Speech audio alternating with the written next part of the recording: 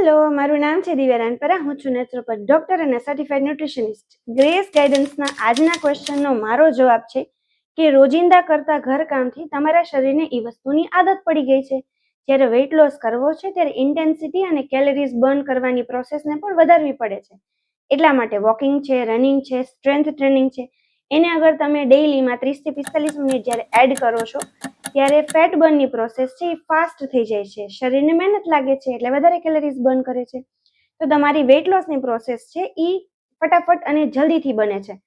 તો એટલા માટે ખાલી ઘરકામને જ એક્સરસાઇઝ તરીકે નથી જોવાનું, થોડુંક બીજી એક્ટિવિટી વધારવાની છે જેથી વેઇટ લોસ તમને જલ્દીથી મળે.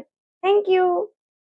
આ રીલને શેર કરો તમારા વાઈફ, મધર, સિસ્ટર કે કોઈ પણ ફિમેલ ફ્રેન્ડને જે હંમેશા એક્સરસાઇઝના બહાને આવી એક્સક્યુઝ આપે છે. Thank you.